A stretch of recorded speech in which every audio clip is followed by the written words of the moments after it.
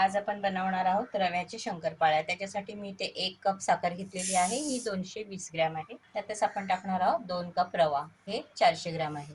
त्यातच आपण टाकणार आहोत 4 ते 5 वेलच्या, 6 वेलच्या घेतलेल्या आहेत, 1 टेबलस्पून बडीशेप। आता हे आपण बारीक वाटून घेणार आहोत। तयार केलेलं मिश्रण एका भांड्यामध्ये काढून घ्यायचं आहे,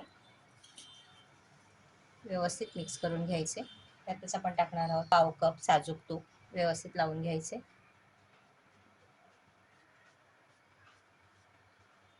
मिश्रण आपलं छान असं मिक्स करून झालेलं आहे। त्याच्यामध्ये तूप व्यवस्थित पडलेलं आहे। आता आपण त्याच्यामध्ये थोडं थोडं दूध घालून मिश्रण व्यवस्थित मळून घ्यायचं आहे। त्याचा एक गोळा तयार करून घ्यायचा आहे।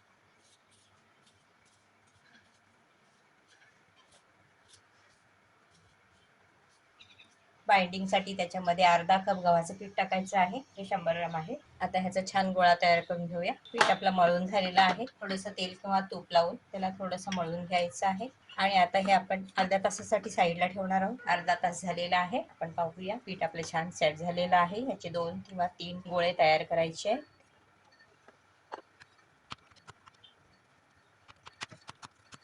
आता आपण हे लाटून घेणार आहोत।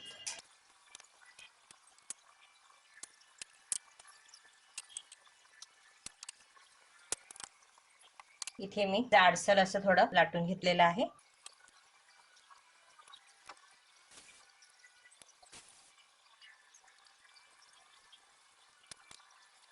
मी अशा पद्धतीने डायमंड शेप मध्ये कापून घेतलेले आहे। तुम्ही तुमच्या आवडीनुसार कापून घेऊ शकता, चौकोनी वगैरे। साईडला मी तेल गरम करायला ठेवलेलं आहे। आणखी एक प्रकार तुम्हाला दाखवते, ते मी थोडंसं पीठ लावून घेतलेलं आहे।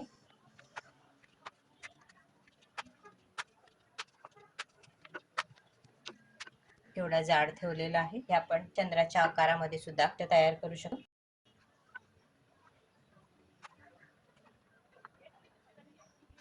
अशा पद्धतीने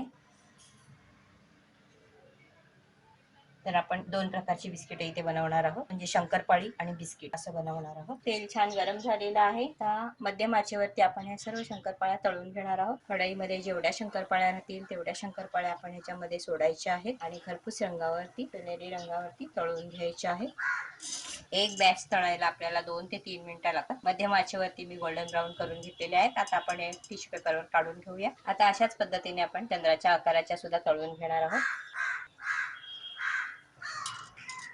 या सुद्धा तळून झालेल्या आहे। अशाच पद्धतीने आपण सर्व बिस्किट आणि शंकरपाळ्या तळून घेणार आहोत। पिठाचे आपण 3 भाग तयार केलेले होते आणि त्या 3 भागांमध्ये तिसऱ्या भागाच्या मी अशा पद्धतीने शंकरपाळ्या लाटून घेतल्या होत्या। आता आपण त्या गोल्डन ब्राऊन होईस्तोवर तळून घेतलेल्या आहेत 3-4 मिनिटं।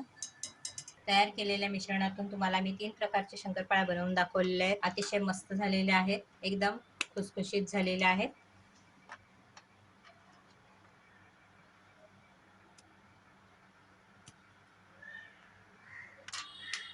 शंकरपाळ्या फार गरम आहेत,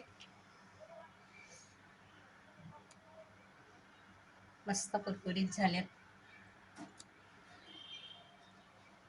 तर तुम्ही ही रेसिपी नक्की ट्राय करा।